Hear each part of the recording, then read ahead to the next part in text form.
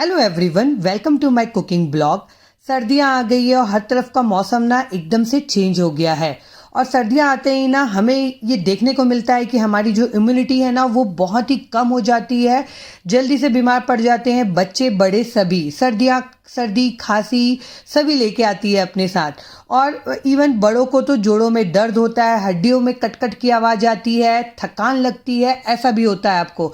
अगर आपको ऐसा लगता है ना तो आज की रेसिपी बिल्कुल ही आप ट्राई करिएगा। ये है गोंद और आटे का लड्डू। यहाँ पे मैंने आधा कप घी ले लिया है ताकि आपको एक परफेक्ट मेजरमेंट पता चल सके। अब उस आधे कप घी में से ना 2 चम्मच घी मैं पहले कढ़ाई में डाल रही हूँ। अब मैं इसमें डाल रही हूँ 3/4 कप आलमंड, जो बादाम होते हैं ना वही। और इसे हमें ना मीडियम फ्लेम पे अच्छे से भुनना है।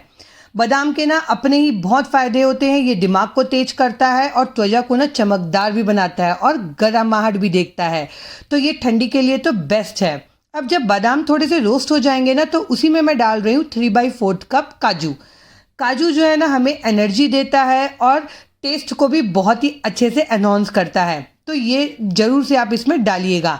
जरूरी नहीं है मैं जो ड्राई फ्रूट्स डाल रही हूँ वही डालें आप। अब मैंने इसमें डाला है 1/4 कप वॉलनट और आधा कप पम्पकिन सीड्स और 1/4 कप पिस्ता डाला है मैंने।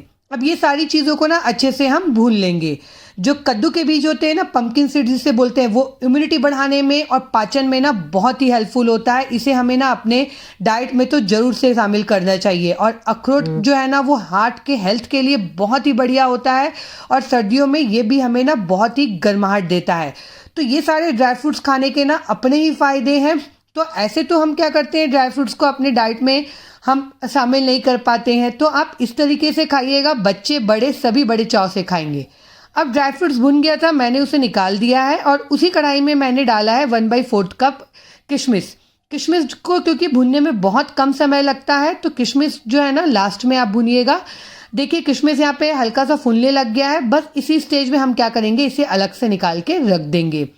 यहाँ पे किशमिश को जलाना नहीं है, हल्का सा बस भुनना है। अब फिर से मैं क्या कर रही हूँ, इस कढ़ाई पे मैंने 1 चम्मच घी डाला है और ये मैं डाल रही हूँ इसमें ड्राई ग्रेटेड वाला कोकोनट। जो कोकोनट का जो गोला आता है ना उसे मैंने क्या किया, कीस लिया है और उसे मैं अच्छे से अब भून लूँगी। इसे भूनने में आपको बिल्कुल भी समय नहीं लगेगा, ये फटाफट से भुन जाता है। देखिए यहाँ पे इसका कलर भी चेंज हो गया है और बहुत ही अच्छे से ये भुन गया है। इसे भी हम निकाल के रख लेंगे। अब हम क्या कर रहे हैं ना, उसी कढ़ाई में फिर से हम डाल रहे हैं 2 चम्मच घी और मैं यहाँ पे ले रही हूँ 3/4 कप गोंद। गोंद जो है ना इसका फ़ायदा बहुत ही है। आप इसे अपने डाइट में ज़रूर से शामिल करिएगा। इवन सर्दी में तो ना हमें इसे खाना ही चाहिए क्योंकि ये ना हमारे शरीर को अंदर से मजबूत बनाता है और जोड़ों के दर्द में भी ये बहुत ही हेल्पफुल होता है। तो गोंद को ना यहाँ पे मीडियम फ्लेम पे भूनिएगा और इसे अच्छे से फूलने दीजिएगा। जब ये अच्छे से फूल जाएगा ना तो हमें इसे निकाल लेना है। ध्यान रखिएगा यहाँ पे फ्लेम को एकदम ज़्यादा हाई फ्लेम मत करिएगा, वरना क्या होगा ना, गोंद ऊपर से तो फूल जाएगा पर अंदर से कच्चा रह जाएगा। तो मीडियम फ्लेम में ना इसे अच्छे से धीमी धीमी आंच पे फूलने दीजिएगा ताकि ये अच्छे से क्रिस्प हो जाए। अगर ये क्रिस्प नहीं भुन जाएगा ना तो आप लड्डू खाएंगे ना तो हल्का सा च्यूवी टाइप का आपको उसमें टेक्सचर मिलेगा। तो इस बात का ध्यान रखिएगा। अब मैं उसी घी में डाल रही हूँ 1 कप मखाना। मखाने को भी क्या करना है ना, हमें अच्छे से रोस्ट कर लेना है। यहाँ पे तब तक के रोस्ट करना है जब तक कि मखाना हमारा अच्छे से क्रिस्प ना हो जाए। मखाने के भी हेल्थ बेनिफिट्स बहुत ही हैं, मुझे बताने की ज़रूरत नहीं है। मखाना भूनते समय ना उसे लगातार चलाते हुए भूंजिएगा, वरना क्या होता है ना, मखाना जो है ना वो बहुत जल्दी जल जाता है। अब मखाना जब एक बार अच्छे से क्रिस्प हो जाए ना तो हम इसे भी निकाल के रख लेंगे। अब देखिए जो आधा कप घी लिया था ना, उसी घी में से मैं क्या कर रही हूँ, यहाँ पे जितना भी घी बचा हुआ है उसे मैं क्या करूँगी, अब यहाँ पे कढ़ाई में डाल लूँगी। आप देख रहे हैं यहाँ पे मैंने जो आधा कप घी लिया था ना, अभी तक के वही घी मैं यूज़ कर रही हूँ। अब इसमें डालूंगी मैं 1 कप गेहूं का आटा। जो नॉर्मल गेहूं का आटा होता है ना जिससे हम रोटी बनाते हैं, वही गेहूं का आटा है ये। अब गेहूं का आटा डालने के बाद ना इसे अच्छे से हमें मिक्स कर लेना है और इसे लगातार चलाते हुए ना अच्छे से भूनना है। ये सबसे इंपॉर्टेंट स्टेप है इस लड्डू बनाने का कि आटा जो है ना वो अच्छे से भुना होना चाहिए। आप इसे जैसे जैसे भूनते जाएंगे ना आप देखेंगे कि इसमें से घी रिलीज होते जाएगा। ये थोड़ा थोड़ा इसका टेक्सचर जो है ना वो गीला जैसा होते जाएगा। अब जब अच्छे से ये मिक्स हो जाएगा ना एक बार, तो इसमें मैं डाल रही हूँ 2 चम्मच पॉपी सीड्स, जिसे हम खसखस भी बोलते हैं। ये डालने से क्या होगा ना, लड्डू में टेस्ट बहुत ही बढ़िया आएगा और इसका हेल्थ बेनिफिट भी बहुत ही रहता है। तो आप इसे ज़रूर से डालिएगा। देखिए यहाँ पे आटा भी कितना अच्छा सुनहरा कलर होते तक के भुन गया है। अब इसे भी हम निकाल के साइड रख लेंगे। अब देखिए मैंने क्या किया है, यहाँ पे जो गोंद जो मैंने फ्राई करके रखा था ना, वो गोंद को हम डाल देंगे मिक्सी के जार में। यहाँ पे हमें क्या करना है ना, इसे ग्राइंड करना है। आप चाहे तो अगर खलबत्ता होना तो उस पर भी कूट सकते हैं, या मिक्सी के जार में पल्स मोड पे चला लीजिएगा। ये इजीली देखिए यहाँ पे पिस जाता है। ये दरदरा टेक्सचर जैसा रहेगा, सूजी का जैसा टेक्सचर होता है ना, बिल्कुल वैसा ही टेक्सचर रहेगा। अब जो ड्राई फ्रूट्स हमने भून के रखे थे ना, वो ड्राई फ्रूट्स भी हमारे यहाँ पे ठंडे हो गए हैं।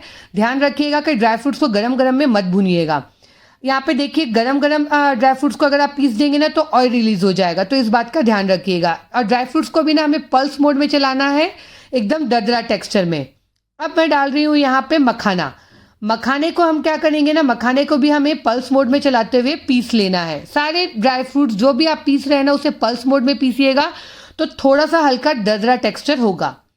अब देखिए हम क्या करना है ना, हमने जो यहाँ पे गोंद पीस के रखा था ना, अब उसमें मैं डाल रही हूँ जो आटा हमने भून के रखा था वो, और ये गया हमारा पिसा हुआ मखाना, और ये गया पिसा हुआ ड्राई फ्रूट्स। ये सारी चीज़ों को ना एक बड़े से परात में आप डाल लीजिएगा, और जो हमने नारियल और जो किशमिश जो हमने भून के रखा था ना, वो डाल देंगे। अब मैं टेस्ट के लिए डाल रही हूँ 1 चम्मच इलायची पाउडर, आधा चम्मच जायफल पाउडर डाल रही हूँ, और 1 चम्मच मैं डाल रही हूँ सौंठ पाउडर। जायफल और जो सौंठ पाउडर है ना, वो ठंडियों में ना खाना चाहिए, बहुत ही बढ़िया होता है, शरीर को गर्माहट देती है और हमारे हड्डियों के लिए भी बहुत ही अच्छा रहता है। अब हमें क्या करना है ना, एक बार ये सारी चीज़ों को अच्छे से अपने हाथों से रब करते हुए मिक्स कर लेना है। देखिए अच्छे से ये मिक्स हो गया है। अब इसे हम रखते हैं अभी साइड में। अब हमें लड्डुओं को मीठा करना है, तो मैं उसके लिए यूज़ कर रही हूँ यहाँ पे गुड़। मैंने 1 कप गुड़ लिया है, जिसे मैंने अच्छे से ग्रेट कर लिया है, या आप चाहें तो कूट भी सकते हैं। ऐसा करने से क्या होगा ना, यहाँ पे जो गुड़ है ना, उसे पिघलने में, मेल्ट होने में ज़्यादा टाइम नहीं लगेगा। यहाँ पे आपने देखा कि सारे जितने भी मैंने इसमें इंग्रेडिएंट्स डाले हैं ना, सभी बहुत ही हेल्दी हैं और इसके अपने ही हेल्थ बेनिफिट हैं। अब जब एक बार गुड़ पिघल जाएगा ना, तो मैं इसमें डाल रही हूँ 2 चम्मच घी। मैंने आधा कप घी पहले यूज़ किया था, और अब मैं यहाँ पे डाल रही हूँ 2 चम्मच घी। 2 चम्मच घी डालने के बाद ना हमें इसे अच्छे से मिक्स कर लेना है, ताकि जो घी है ना, वो अच्छे से गुड़ में मेल्ट हो जाए और मिक्स हो जाए। अब जब घी अच्छे से मिक्स हो जाएगा ना, तो हम क्या करेंगे, इसमें 2 से 3 टेबल स्पून पानी डाल देंगे, और पानी डालने के बाद ना इसे हमें लगातार हिलाते हुए अच्छे से चलाते रहना है, ताकि गुड़ अच्छे से पिघल जाए। और इसमें हमें कोई भी तार नहीं डालना है, कोई भी यहाँ पे हमें 1 तार या 2 तार की चाशनी नहीं बनानी है। बस हमें जब गुड़ पिघल जाए, देखिए इस तरीके से गाजा गाजा सा हो जाता है ना, बस इस स्टेज में हमें इसे बंद कर देना है। सिर्फ गुड़ को पिघलाना है, यहाँ पे हमें बिल्कुल भी इसे तार वार नहीं बनाना है, इस बात का ध्यान रखिएगा। अब फटाफट से ना ये जो मेल्ट वाला गुड़ है ना, हम डाल देंगे अपने लड्डुओं में। आप यकीन मानिए बहुत ही अच्छे लड्डू बनेंगे, बिल्कुल भी नहीं बिगड़ेंगे। आप इस बात का ध्यान रखिएगा कि लड्डू जो है ना, वो बहुत ही सॉफ्ट बनेंगे। और अब हमें क्या करना है ना, इसे अच्छे से हमें मिक्स कर लेना है। अभी क्योंकि गुड़ बहुत ज़्यादा गर्म है, तो आप इसे पहले ना जो कोई भी चम्मच है ना, उससे आप इसे अच्छे से ना मिक्स कर लीजिएगा। अगर आप तुरंत इसे हाथों से मिक्स करेंगे ना, तो आपके हाथ जल भी सकते हैं, तो इसीलिए पहले चम्मच से इसे अच्छे से मिक्स कर लीजिएगा। तब तक कि क्या है ना, गुड़ थोड़ा सा ठंडा हो जाएगा। अब इसे अच्छे से हाथों से मसल के क्या है ना, हमें गुड़ और सारे ड्राई फ्रूट्स का जो मिश्रण है ना, उसे हमें मिक्स करना है, ताकि क्या है ना, हम अच्छे से लड्डू बांध सकें। आप यहाँ पे ध्यान रखिएगा कि जो गुड़ है ना, वो अच्छे वाला गुड़ लीजिएगा। अगर आप यहाँ पे गुड़ नहीं डालना चाहते, तो आप यहाँ पे शक्कर भी डाल सकते हैं। अगर आप शक्कर नहीं डालना सकते, तो आप मिश्री का पाउडर भी यूज़ कर सकते हैं, आपकी चॉइस है। पर गुड़ क्या है ना, ठंडियों में बहुत ही बढ़िया होता है और हेल्दी भी होता है। तो आप ज़रूर से ये लड्डू ना गुड़ के साथ एक बार बना के देखिएगा। ट्रेडिशनली ये लड्डू वैसे गुड़ के साथ ही बनते हैं। देखिए कितने ही आसानी से ये लड्डू बन रहे हैं। थोड़े थोड़े मिश्रण आप हाथों में लेते जाइएगा, और बस ऐसे दबाते हुए, जैसे नॉर्मल लड्डू हम बनाते हैं ना, वैसे ही लड्डू बन जाएंगे आपके फटाफट से, बिल्कुल भी नहीं बिगड़ेंगे। ये नो फेल वाली रेसिपी है। इतने सारे जो मैंने मेजरमेंट बताया था ना, उससे लगभग 15 लड्डू यहाँ पे बन के रेडी हैं। तो आप भी ज़रूर से ये लड्डू की रेसिपी ट्राई करिएगा, और मुझे कमेंट करके ज़रूर बताइएगा कि आपको ये रेसिपी कैसी लगी। देखिए यहाँ पे कितना ही बढ़िया दिख रहा है ना देखने में। यकीन मानिए आप बच्चों को देंगे ना, तो बच्चे तो इसे बड़े चाव से खाएंगे, और पूरी सर्दियों भर आप ये लड्डू खाएंगे ना, तो इसके अपने ही हेल्थ बेनिफिट है। बहुत ही फ़ायदेमंद होती है ये लड्डू। तो आप ये लड्डू की रेसिपी ट्राई करिएगा और मुझे कमेंट करके ज़रूर बताइएगा कि आपको ये रेसिपी कैसी लगी। अगर आपको मेरी रेसिपीज़ अच्छी लगती है तो प्लीज़ मेरे चैनल को लाइक करिएगा और सब्सक्राइब करिएगा और मेरे वीडियोज़ को शेयर भी करिएगा। मैं मिलती हूँ आपको अपने अगले ब्लॉग में एक नई रेसिपी के साथ। तब तक के लिए बाय बाय।